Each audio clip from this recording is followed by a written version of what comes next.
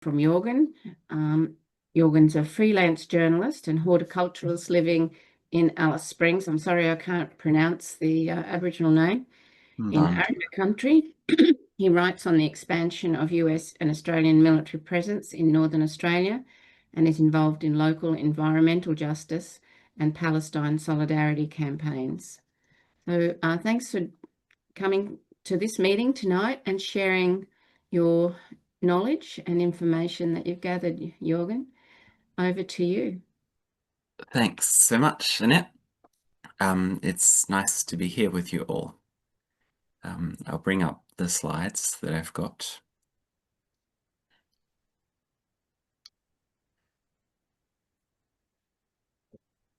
Oh, I'm assuming that's working for everyone. It is. Great. Yeah, I'll start by acknowledging that I'm speaking tonight from Mparntwe, CentralArrernte Country, and acknowledge the incredible richness of this place and of the custodianship of Arrernte people, even as colonial violence remains very much ongoing in this place, as we've seen especially viscerally in the last fortnight with the police killing of Kumanjai White. Excuse me, I'm just great. Cool. So yeah, what I'm going to speak about is I guess something I've been looking into in the last 6 weeks or so, which is, or maybe a little bit longer than that, which is a Sydney-based company called TELUS Holdings that is proposing to build what it calls the Chandler Project, a nuclear waste dump on southern Arrernte Country, 15 kilometres from the Aboriginal community of Titchikala and 120 kilometres south of AliceSprings. I got interested in this particular nuclear waste dump when it came to my attention that the US military contractor Amentum, one of the biggest military contractors in the world, was contracted by TELUS to conduct a strategic review of the project. The TELUS CEO, Nate Smith, announced that the company had contracted Amentum in 19th of August of last year to conduct a strategic review looking into timelines and feasibility, as well as potential waste streams for the project. These two pictures here are Amentum's kind of nondescript little office in the AliceSprings CBD on the left, and the image on the right is within the Pine Gap so-called Joint Defence Facility complex, and some kind of gala dinner or something that was sponsored by Amentum. So Amentum is responsible for the day-to-day running of the Pine Gap so-called Joint Defence Facility. Amentum's workforce in AliceSprings is 400 people in a town of 29,000 people. And it's responsible for keeping the base functioning, doing infrastructure management, facilities operations, maintenance services, and overseeing subcontracted works at the base. And that image on the left of Amentum's nondescript offices is, those offices are right opposite the council chambers. And on a side note, our mayor in this town works full-time for Amentum alongside undertaking his mayoral duties. So he sort of begins the day at Amentum and then skips across the road to the council chambers in the afternoon. TELUS Holdings was founded in 2009. It describes its mission as providing advanced end-to-end solutions for managing the world's most challenging hazardous materials. The company commissioned Australia's first geological repository for low-level nuclear waste at Sandy Ridge, which is 240 kilometres northwest of Kalgoorlie, and that facility became operational in 2021. And that's what's pictured on the screen there. And I'll talk a bit further down about the engineering and the geology of that facility a little bit. TELUS's American-born CEO is called Nate Smith. He was a former attorney at the Wall Street law firm Sullivan and Cromwell. And when he went on ABC Radio last August to announce that TELUS was contracting Amentum to conduct a strategic review of their proposed Chandler facility, he said that the proximity of Amentum's 400-strong workforce in Alice Springs was one of the reasons they opted to get Amentum to conduct that strategic review. The Chandler facility received approval of its environmental impact assessment under the NT's Environmental Protection Authority in 2017. The EPA's assessment report describes the project components as including an underground salt mine at a depth of up to 860 meters, permanent hazardous waste disposal vaults within mined-out salt caverns, temporary above-ground storage facilities for hazardous waste, and associated infrastructure, including haul roads, access roads, and salt stockpiles. The environmental impact assessment included approval for the permanent storage of so-called naturally occurring radioactive materials up to exemption levels. That's the lowest level of radioactive waste on the National Depository for Radiation Protection's waste classification scheme. The facility doesn't have approval to store any other forms of radioactive waste, but that hasn't stopped the TELUS CEO Nate Smith from consistently getting on the radio and other forms of media and saying that that they have approval to take low-level radioactive waste, which is a different category and well above exemption levels in Australia's waste classification scheme. In November 2023, after a decade of on and off consultation and 2 years after the TELUS CEO Nate Smith described negotiations as a bit stuck, the company obtained permission from CentralArrernte traditional owners for the construction of the low-level nuclear waste dump.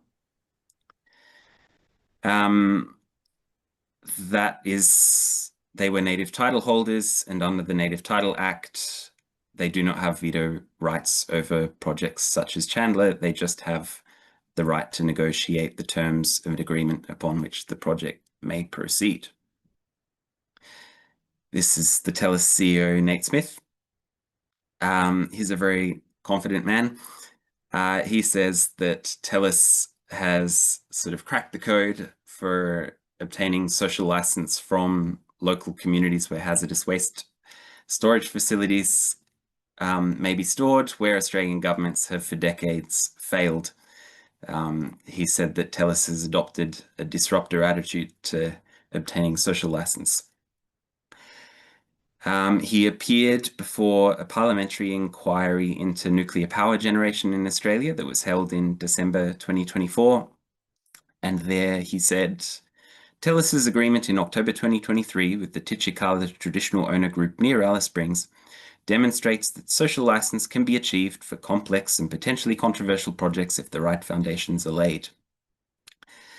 And then he said something which I found sort of telling and amusing. He went on to sort of analogize frontline communities to children refusing to eat their vegetables. In describing his company's community engagement ethos, he said, if you go out and announce this is what's going to happen and then you engage, it's like telling your kids you're going to eat those vegetables and now I'm going to tell you why they're good. No, tell them why they're good first. You have to build the trust first. It's not clear, however, whether he's told Titchikala native title holders that TELUS has gone into partnership with one of the largest US military contractors in the world. And it's very unlikely that he's been transparent with them about what sorts of waste TELUS imagines it might take at the Chandler project. Over to Amentum now. Amentum is a US military contractor. It's based in Virginia, in the USA. It's one of the world's largest military contractors. It employs 53,000 people over 80 countries. provides all kinds of services, chemical and biological weapons decommissioning, US Army helicopter training. It operates the Nevada bombing range and the Kennedy Space Center. It's also, I think it's most active in West Asia and in Sub-Saharan Africa. The company provides operations and maintenance services at US military bases in Iraq, Bahrain, Jordan, Kuwait, Saudi Arabia, Qatar, the UAE, as well as many other places that I'm not mentioning here. In addition to its military contracts, it's also worked to support the development of nuclear reactors and facilities across a bunch of countries. It was recently selected as a project manager for a new nuclear power plant called the Sizewell C plant in the UK. In South Africa, Amentum's working to extend the life of the country's only nuclear reactor by 20 years. In the Netherlands, it's just been commissioned to undertake technical feasibility studies for 2 proposed new nuclear facilities there. But when he made the announcement back on August 19 last year, the TELUS CEO Nate Smith said quite specifically that the reason he was selecting Amentum to undertake the strategic review of the Chandler nuclear waste dump was because of Amentum's experience managing this facility in New Mexico, which is called the Waste Isolation Pilot Plant. Amentum was responsible for managing the facility between 2012 and 2022. And during that time, a bunch of, or at least 2 highly hazardous incidents occurred. Briefly, a few lines about the WIP facility. WIP is Waste Isolation Pilot Plant. It's responsible for receiving waste exclusively from the US's nuclear weapons program. It receives a lot of plutonium from nuclear weapons that were decommissioned as a result of the end of the Cold War. It also takes waste from 22 Department of Energy facilities, including the infamous Los Alamos National Laboratory, birthplace of the atomic bomb.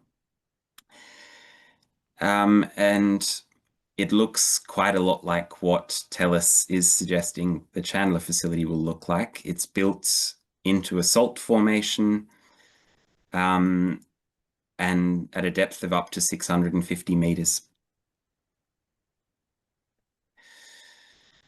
So less than 18 months into Amentum's management of the WIP facility, on the 5th of February 2014, a truck caught fire within the facility and 6 workers were hospitalized with smoke inhalation, and the fire basically took out the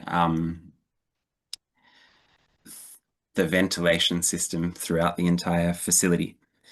And then less than a fortnight after the truck fire, on the 14th of February 2014, a barrel that had been incorrectly packed with organic kitty litter rather than regular kitty litter exploded within or ruptured within the facility and spread radioactive particles throughout the facility and out into the open. And that resulted in the waste isolation pilot plant being completely closed for 3 years. Cleanup efforts, which cost $640 million, were undertaken over that period of time. There were another $600 million in operational costs that were accrued during that time while the facility couldn't accept new waste. The US federal government paid $74 million to New Mexico to settle permit violations relating to the radiation release. And the total cost of these incidents to the US taxpayer was in excess of $2 billion. The facility finally became operational again in 2017, but the new ventilation facility, the new ventilation apparatus was only completed in March of this year and cost something like an extra $540 million. Back to TELUS's proposed facility on CentralArrernte Country. TELUS describes it as the world's first multinational deep geological repository for hazardous chemical and low-level nuclear waste. In an interview on the ABC, Nate Smith, the TELUS CEO, described the project as an underground vault deep in the earth that's able to take both international low-level radioactive waste and also chemical waste from the Northern Territory and our strategic partners.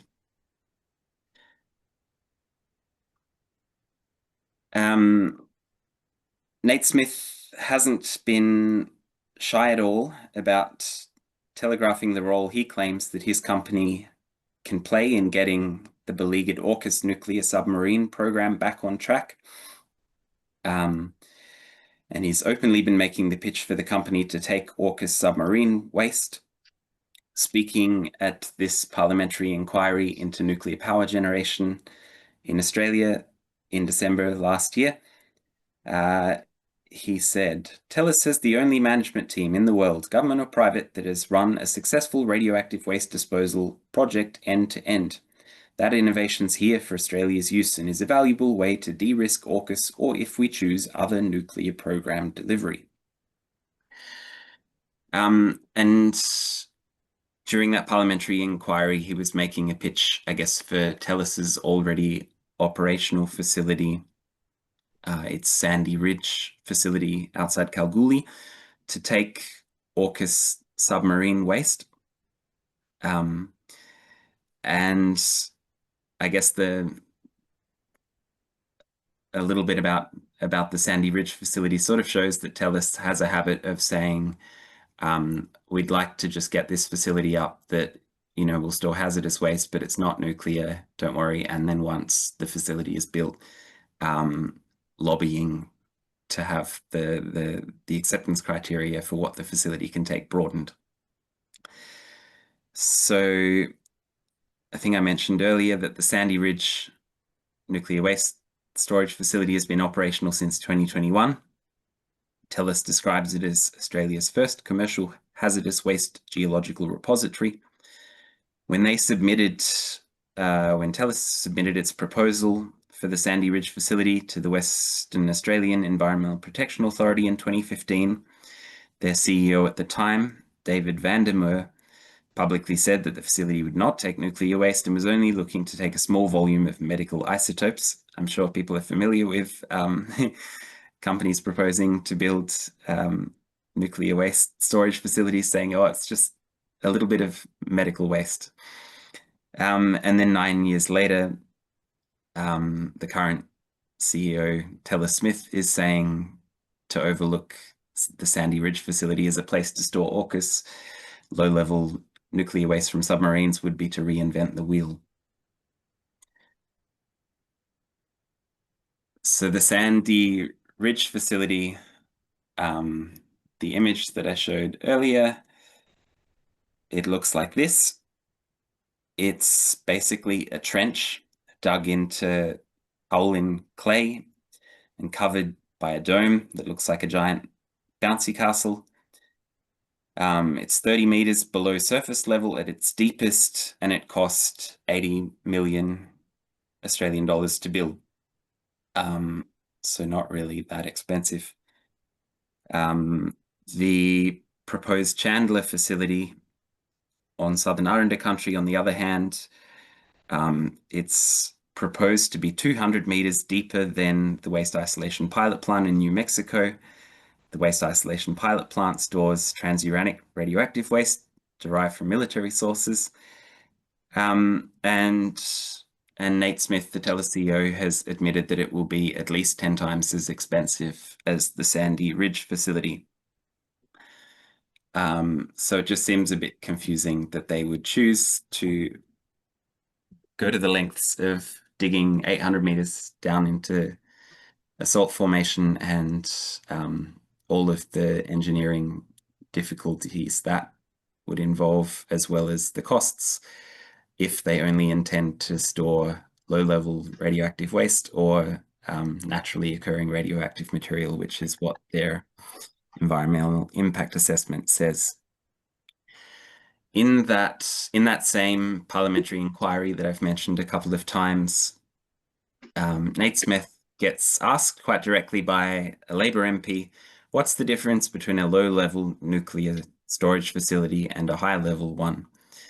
And in answering, Smith basically says, well, a low-level facility looks a lot like our Sandy Ridge facility, and a high-level one looks a lot like our Chandler facility. This is what he said. He said, what we are at Sandy Ridge is a near-surface repository. It's an open-cut mine where we excavate about 30 meters down into a deep kaolin clay bed, and there's granite underneath it. What we do is emplace waste in layers, almost like a cake. We compact it, we have a seal, and it sits throughout geological time. That can take low-level radioactive material, and in some cases in the United States, they're considering taking intermediate material in those types of facilities.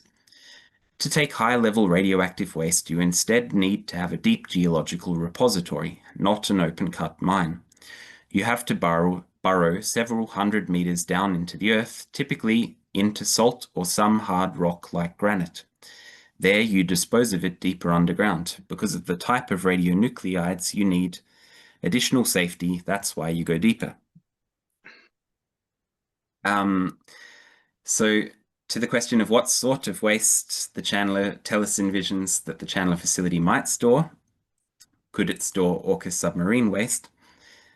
The Australian Submarine Agency has admitted that intermediate level radioactive waste shed by nuclear submarines during routine operational maintenance, while those submarines are stationed on this continent, will be stored permanently in Australia. Eventually, when these submarines are decommissioned, Australia will have to find a place to securely store the submarine's nuclear reactors containing weapons-grade uranium. The lifespan of the nuclear reactors in the Virginia-class submarines is about 33 years. The submarines projected to be stationed on the Australian continent will be between 3 and 23 years old. Nate Smith reckons those submarines will be here by 2027. Probably they won't, but assuming that does in fact happen, the earliest submarines to be entirely decommissioned could be in 2037. So is Chandler being built with an eye to accommodate intermediate and high-level AUKUS nuclear waste? I guess Northern Australia is also subject to a huge expansion in critical minerals mining. This is a really great pamphlet put together by a group called the Renegade Activists Collective about critical minerals and militarism on this continent. And critical minerals mining, which a lot of the critical minerals that will be mined in Northern Australia have important military applications, and therefore there's an important geostrategic aspect to those mines. Those mines will produce huge amounts of naturally occurring radioactive material. For example, there's a mine which is being developed called the Nolans Bore Mine on Mparntwe Country, 135 kilometers northwest of AliceSprings, which will produce neodymium praseodymium, which is used in F-35 jets, in drones, in Virginia-class submarines. That mine, in its referral form under the Environmental Protection Biodiversity Act, estimated that it would produce 150 tons of uranium and 2,000 tons of thorium each year, which will need to be interred for long-term storage. That may also be a place where waste for Chandler comes from. Northern Australia is currently subject to a huge expansion in US military presence. The US Air Force and Navy are investing a huge amount in what they describe as hardening and upgrading joint bases across Northern Australia, and that expanded military presence will be accompanied by an expanded military waste footprint. The Tyndall Air Base just outside of Katherine is currently undergoing a major upgrade that will include squadron operations, facilities, and maintenance infrastructure that will allow for the permanent stationing of 6 US B-52 nuclear-capable bombers. B-52s, the last of which was manufactured 64 years ago, are notorious for requiring regular extensive maintenance that produces significant amounts of hazardous waste. Maintenance of B-52s stationed at the Barksdale Air Force Base in the US, for example, produced thousands of tons of powder with dangerous trace metals and chemicals from sand blasting and cleaning aircraft, including chromium, arsenic, lead, and cadmium. I'm cognizant, I guess, that the Tyndall Air Base is right next to the railway line between Adelaide and Darwin. And TELUS's Chandler facility is 20 kilometers off the railway line. So I can see from a military planner's point of view how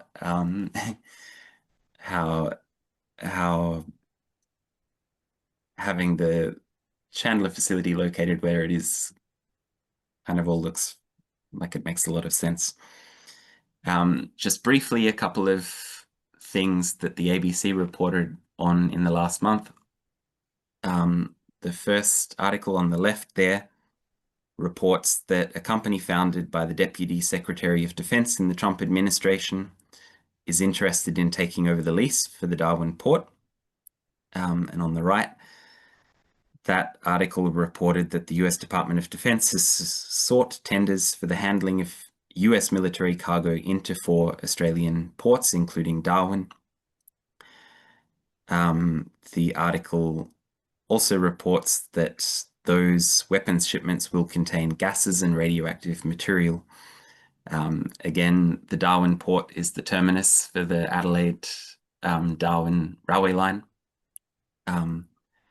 So it would be very easy for waste coming from the US or other strategic partners to get to that port, be transferred onto trains and taken down to the Chandler facility in Central Australia, 20 kilometers away from the railway line. Finally, thank you for bearing with me.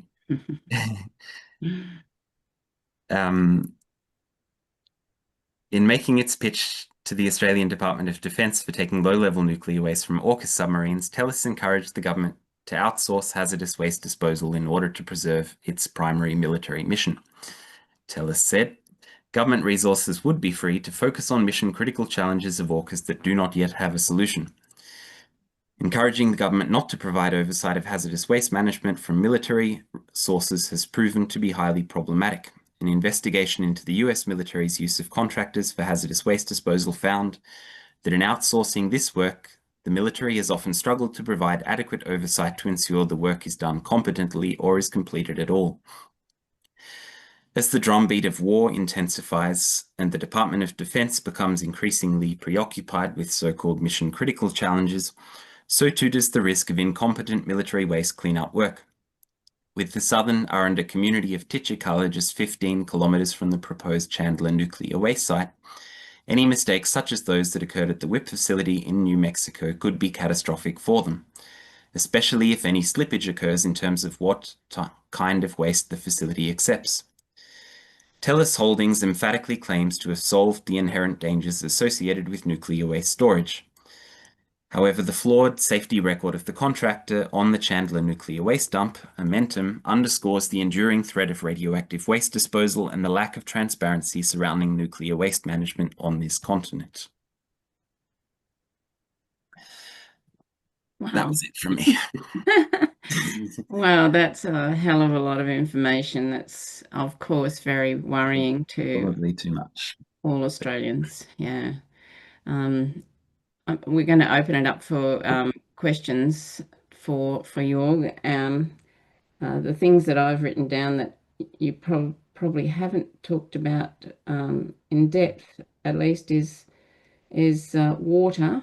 And First Nations, I know that they kind of brag about being able to get the agreement Maybe if you could just talk a little bit about that, and please put your hand up if you'd like to ask a question. Use your hand up on the little bar at the bottom of the screen. So, Jorg, any thoughts on water and also the agreement with the First Nations people? Yeah. In terms of water, I don't have much to say. I don't like, of course, Taylor would say, oh, it's a desert. You know, salt formations are incredibly safe. The image that I began with, featuring all those yellow barrels inside of, yeah, that was a radioactive waste facility in Germany, in a place called Moorsleben, that I guess Peter Coronel chose that picture for the article on Declassified Australia, because that facility was built within a salt formation, and water did penetrate into the facility, and I don't know the details, but some sort of very lengthy and costly remediation works had to be undertaken there as well, and I think the facility was prematurely closed. I feel confident that the issue of water, like issues for groundwater,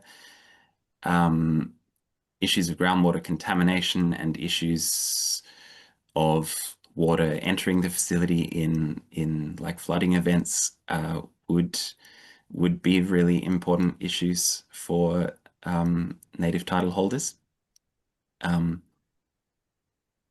I guess people kind of all across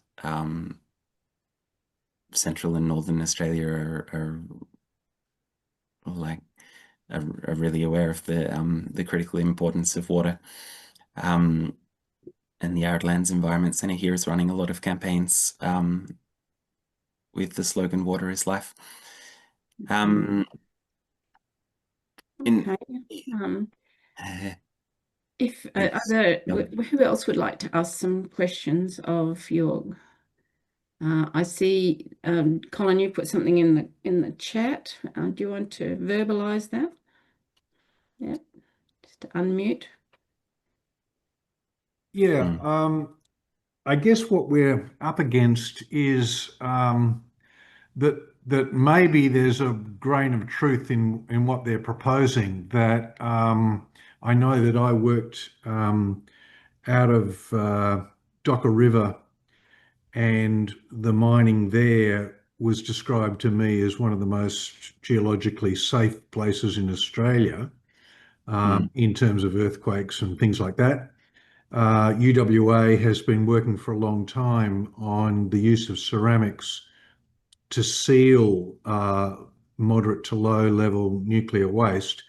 Obviously, if you put the drums of nuclear waste that comes out of power stations in a salt mine, they're going to degrade pretty quickly. 44 drums. You know, are they going to be able to say, and look, I must thank you for the most wonderful presentation, and you really need to write a book on it. And perhaps the quarterly essay in Australia, that would be wonderful to write something like that. But, you know, notwithstanding their terrible accident that they had, is it feasible that they could safely store in this area enough to the point that they would persuade 93 members of the government? Jorg? Sure. I think they can certainly persuade members of the government. Yeah, I've sort of thought about your question a little bit. I think one thing, like a quote that I didn't include, but that I might include in the written version of this, was a representative from Momentum speaking at this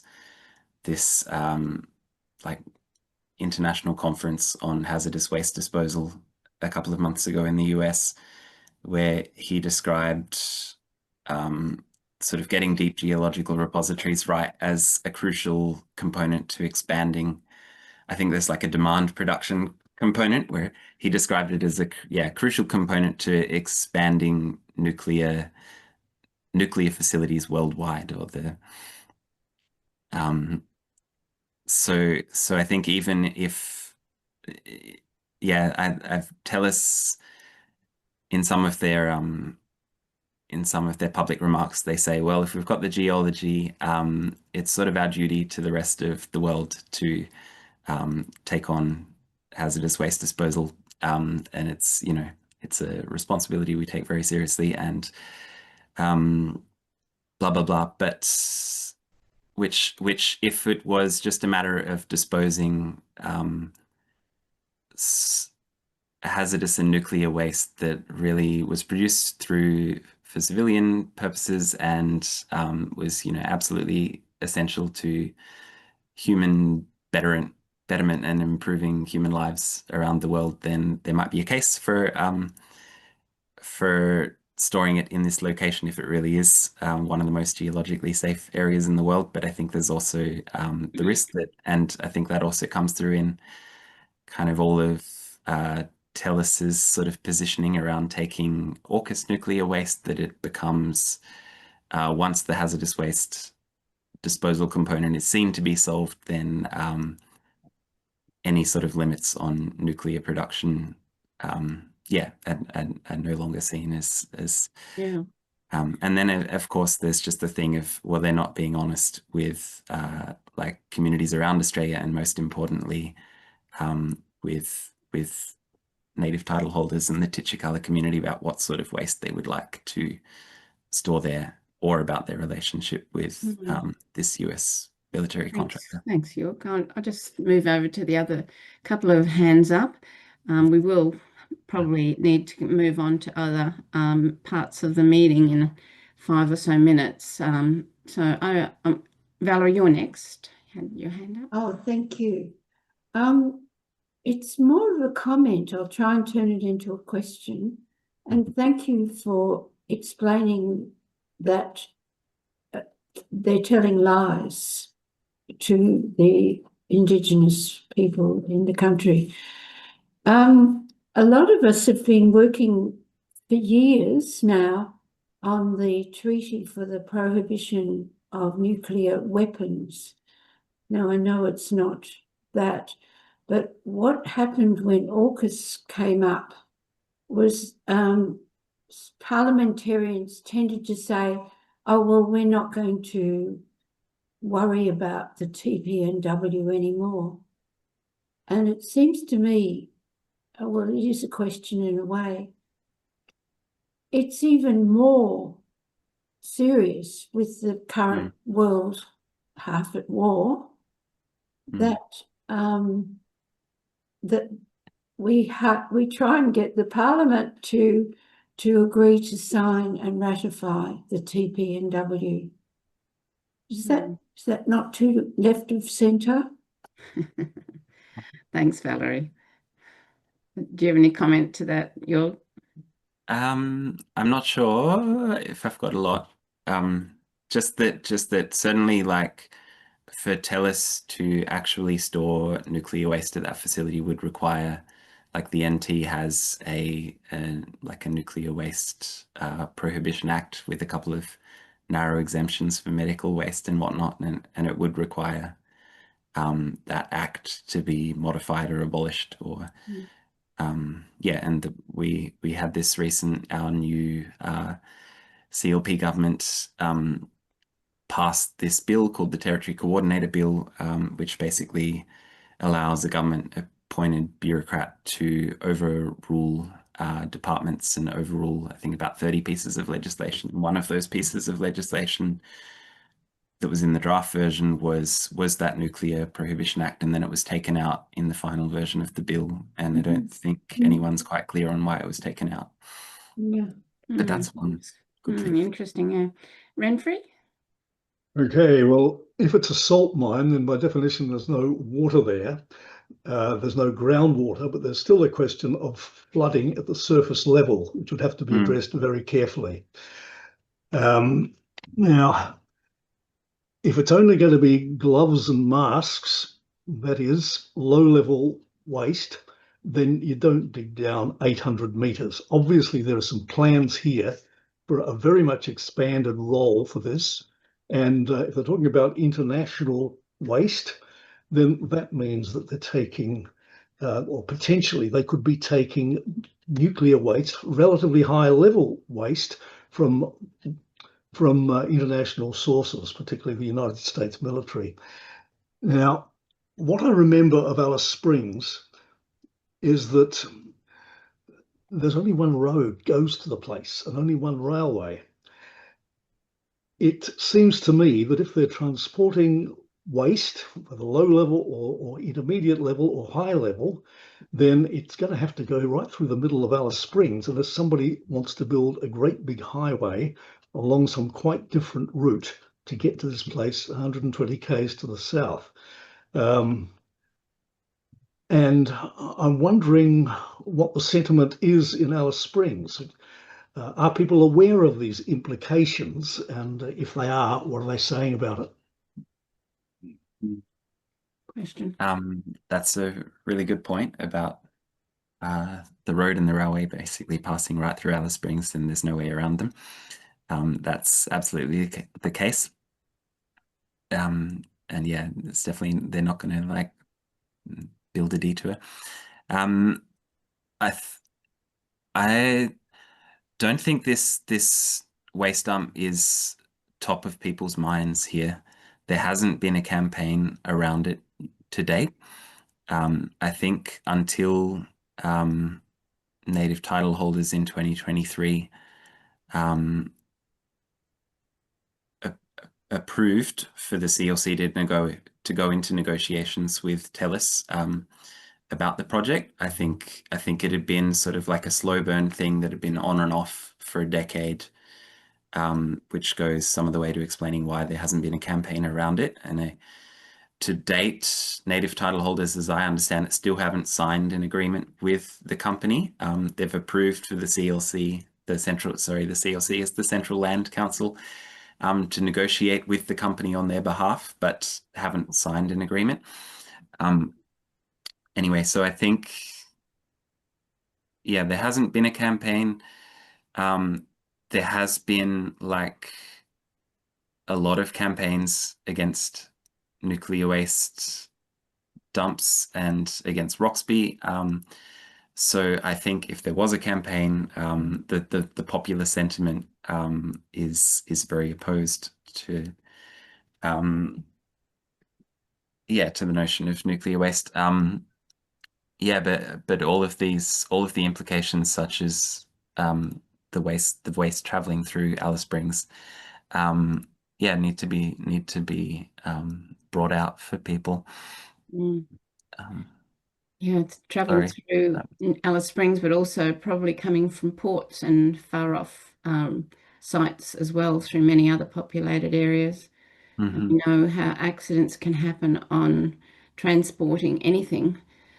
So that's also something to be in the mix for a campaign were there one to be developed, and it sounds like it is needed. So a very big thank you, Jorg, to the work that you've done.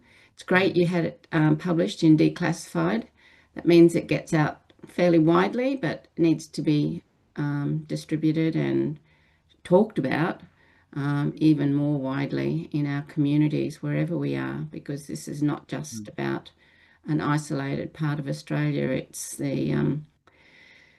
it's setting up Australia to be a dumping ground on Aboriginal land for the dirty waste products of the nuclear industry, the military industry, and as you say, the mining industry as well. So big thank you. Lovely to stay on if you can.